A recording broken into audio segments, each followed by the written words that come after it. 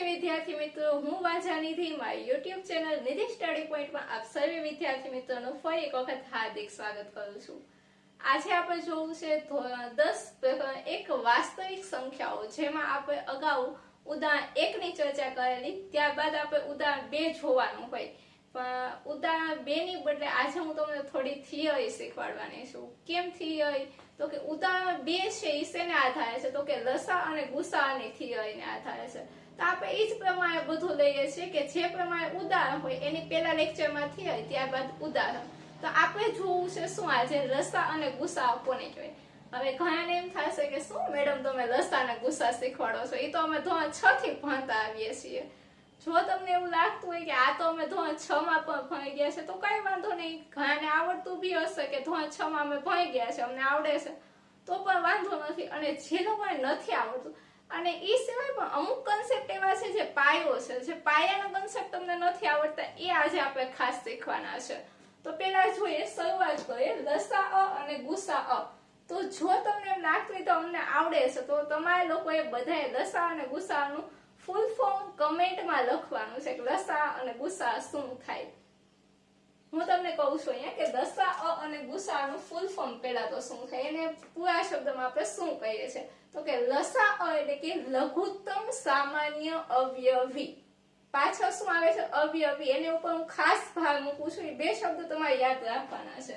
લઘુત્તમ સામાન્ય અવયવી, લઘુત્તમ સામાન્ય અવયવી।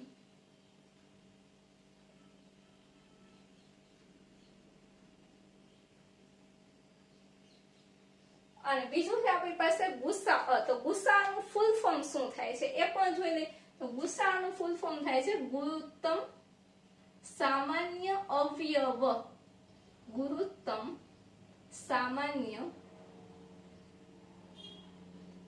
અવયવ।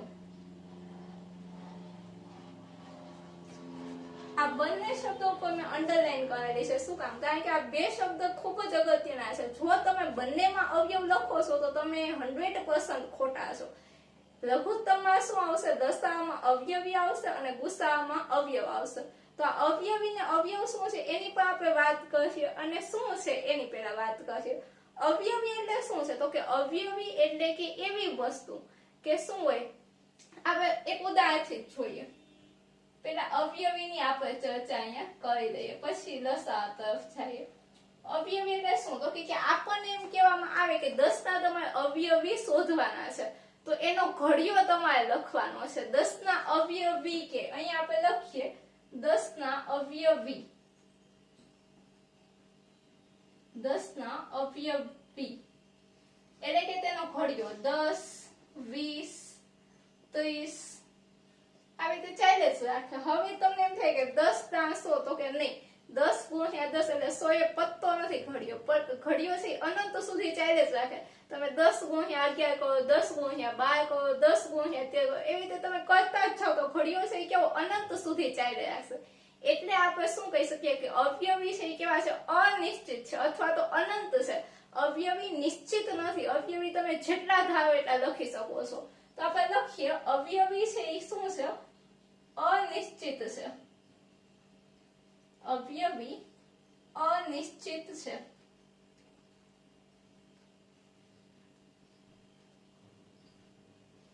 અને બીજી એક વસ્તુ કે દરેક જ્યારે કોઈ પણ સંખ્યા હોય એ પોતાનો અવયવી હશે જ તે। જેમ કે અહીંયા જો 10 ના અવયવી કીધું તો 10 તો એમાં આવ્યો જ તે, એ દરેક સંખ્યા છે એ પોતાનો અવયવી હોય જ છે, એ પણ ખાસ આપણે યાદ રાખીએ।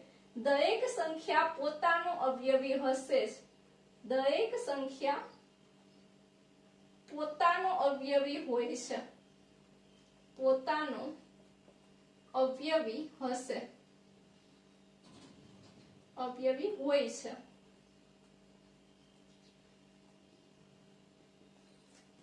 હવે જો અવયવીની આપણે આટલી વાત કરી, સાથે લસાઅ હું તમને કહી દઉં તો કે અવયવી એટલે ખબર પડી ગઈ કે અનિશ્ચિત હોય, કે અટકતા નહીં। તો આપણે લઘુત્તમ સામાન્ય અવયવી શું કામ કહે છે? કારણ કે ગુરુત્તમ આપણને મળતા જ નથી, વધારેમાં વધારે આપણને મોટામાં મોટો અવયવી મળશે નહીં ક્યારે, કારણ કે અનંત છે। એટલે આપણે શું કરીએ છીએ તો કે નાનો લઈએ છીએ।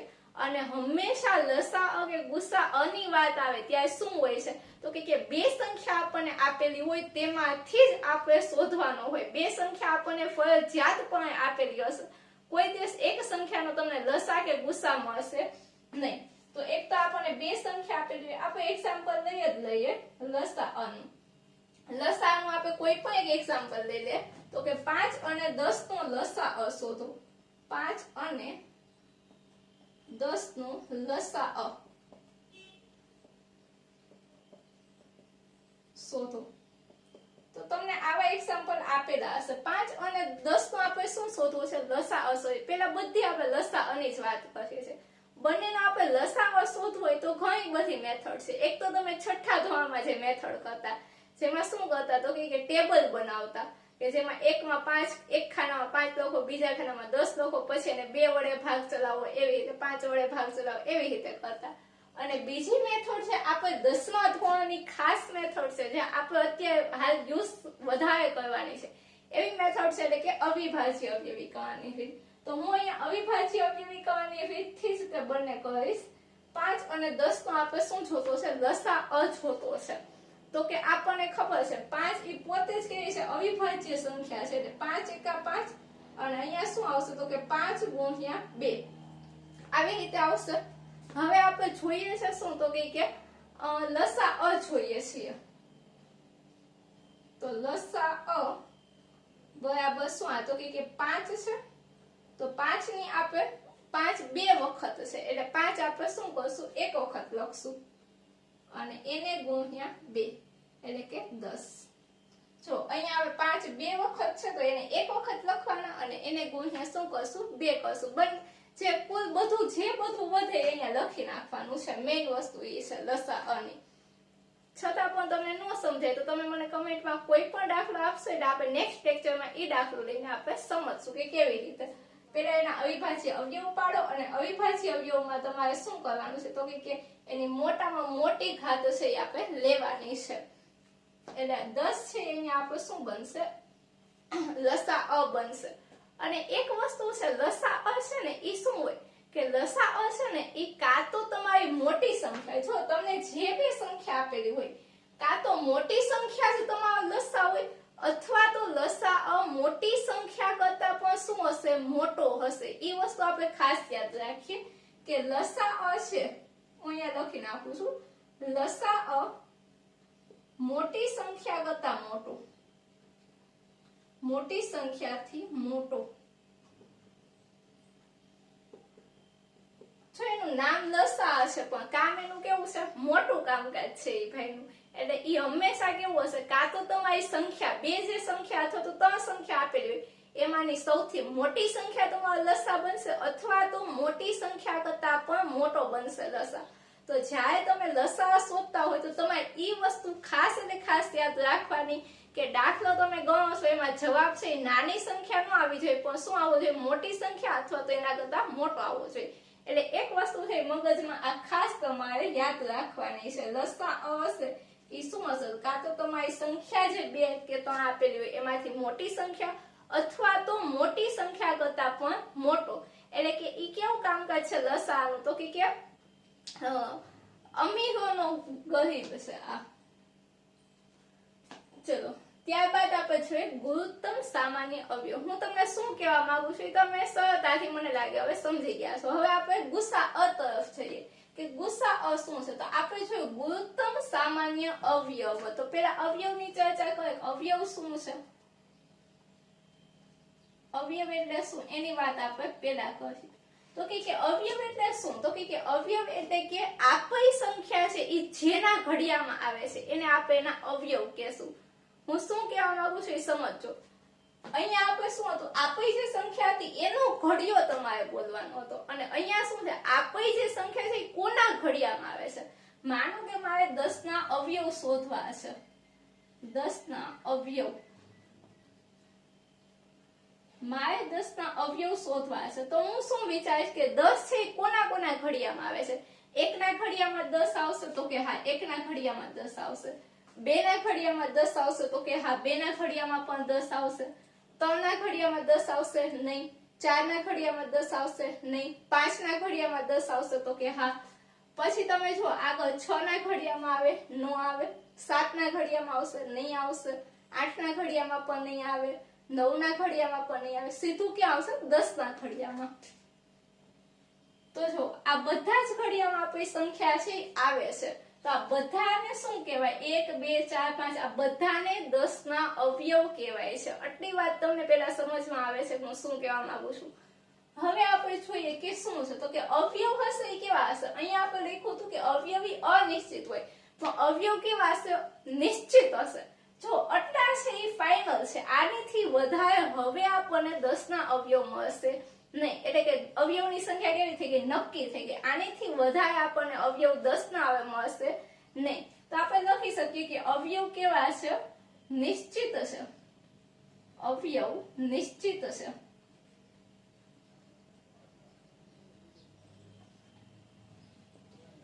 અને અવયવ શું છે? જેના અવયવ શોધવા હોય એ પોતે પણ પોતાનો અવયવ હશે, અને એ ઉપરાંત એક છે એ બધાનો અવયવ હશે. એ વસ્તુ આપણે ખાસ યાદ રાખીએ કે એક છે એક દરેક સંખ્યાનો અવયવ છે. એક દરેક સંખ્યાનો અવયવ છે.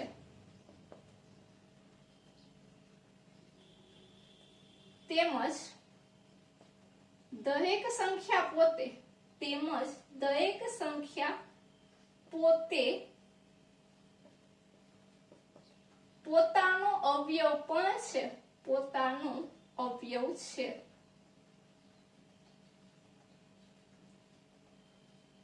પેલા પણ આપણે લખ્યું હતું દરેક સંખ્યા છે પોતાનો અવયવી પણ છે, દરેક સંખ્યા છે પોતાનો અવયવ છે.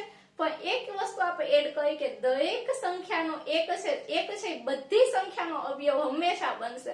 અવયવી નહીં બને પણ અવયવ શું બનશે? તો એ વસ્તુ આપણે યાદ રાખીએ. અને સાથે હવે આપણે ગુણોત્તમ સામાન્ય અવયવ તરફ છે. હવે ગુણોત્તમ સામાન્ય અવયવ છે, અવયવ જો નિશ્ચિત છે એટલે આપણે સૌથી મોટામાં મોટો અવયવ લઈ શકીએ છીએ. તો આપણે સેમ ઈ જ એક્ઝામ્પલ લઈએ અહીંયા. તો કે એક્ઝામ્પલ આપણી પાસે હતું 5 અને 10 નો લસા. એમ 5 અને 10 નો આપણે શું શોધવો છે? ગુસા શોધવો છે. ગુસા શોધવો.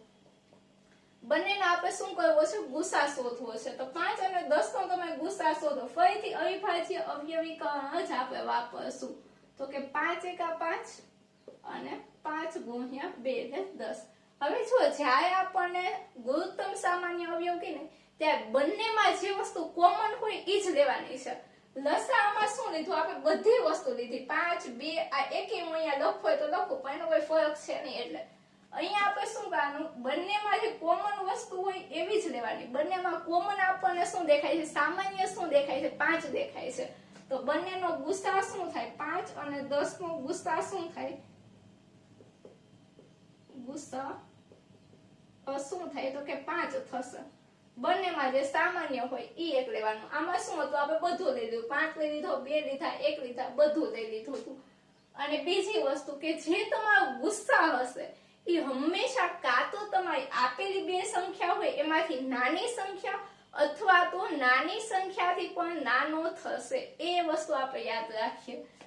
અહીંયા હું લખી દઉં છું લસાઅની જેમ કે ગુસ્સા હંમેશા કેવો હોય? નાની સંખ્યા. નાની સંખ્યા અથવા તો નાની સંખ્યાથી પણ નાનો.